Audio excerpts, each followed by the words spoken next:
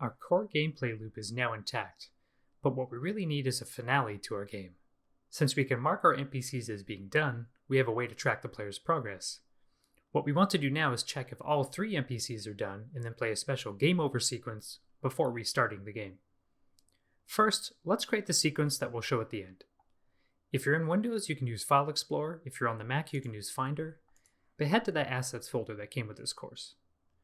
You can go to Sprites, User Interface, and there are 2 title sprites in here, SPR title Thank You and SPR title You Did It.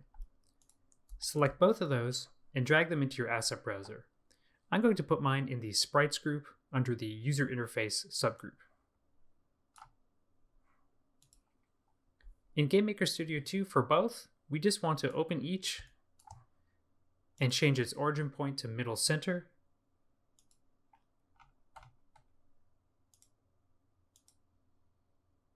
And then we can go ahead and close these. Next, we're going to create the actual game over sequence. So in the asset browser, in my sequences group, I'm going to right click, choose create, sequence, and we're going to call this seq_game over. Now in the canvas tools, I just need to change a couple things.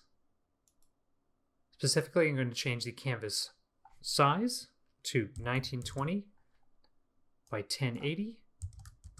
And the origin X and Y should be 0, so I'm going to leave that like that. Let's create our game over sequence now. There are a few things you need to make sure to do. 1, make sure to use the You Did It asset somewhere in the sequence. And as well, make sure to use the Thank You asset somewhere in the sequence. So there's one that says You Did It, one that says Thank You for playing.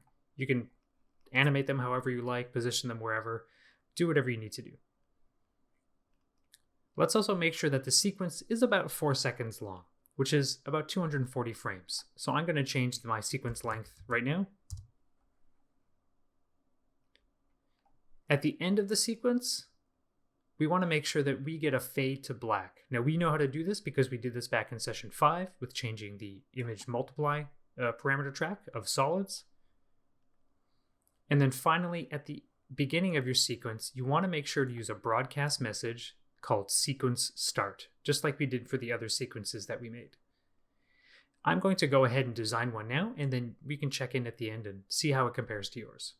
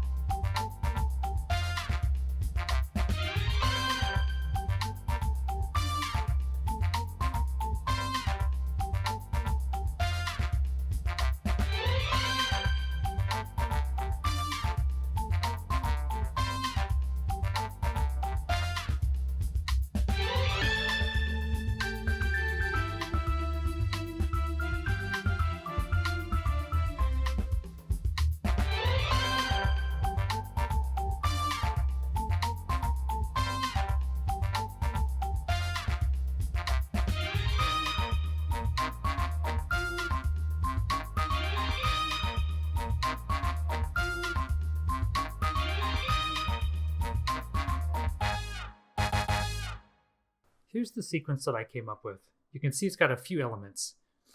It's got a background asset, and I've used the color multiply parameter track to fade it in. And then because it's an animated image, it just animates through the entire sequence automatically. Next, I used the 2 title assets, You Did It and Thank You, and I staggered them. So for you did it, I use the color multiply and scale parameter tracks to do something fun. So you'll see it starts at transparent, it fades in, and then I also change the scale from 20% up to 120%, and then quickly back down to 100%, and that creates a popping effect. And then what I did was I created parameter tracks for color multiply and scale on the other title asset, the one that says thank you. And then I just copied these frames from here and pasted them here. So I didn't have to do that work again. So I just staggered them in timing, so one pops in, then the other one pops in. Next, I have a fade to black at the end.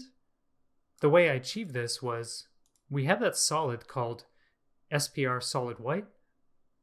I just brought that in, and you can change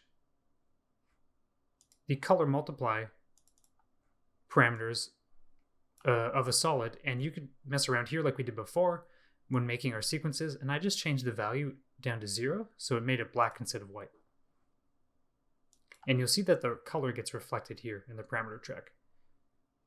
With that done, I also just changed the alpha to 0 here, and then changed it again to 100 on another keyframe, so it faded in. And of course, I just stretched it out to fill the entire canvas. Then I added a broadcast message on the very first frame that says sequence start. Remember, it has to be spelled correctly. It's the same broadcast message we were using in all of our other sequences. And then finally, there was a sound asset that we imported before called SND_game_over.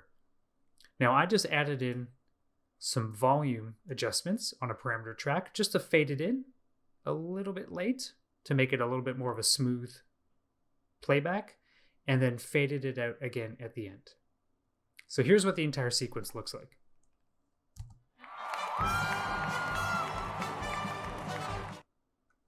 So that's kind of fun. Again, if you wanted to make it a little bit longer, absolutely go ahead and do that. I just thought I'd keep it to 4 seconds. But if you want to let that music play or use some other music, that's fine too. So when you are happy with your sequence, make sure to save your project, and we're going to move on.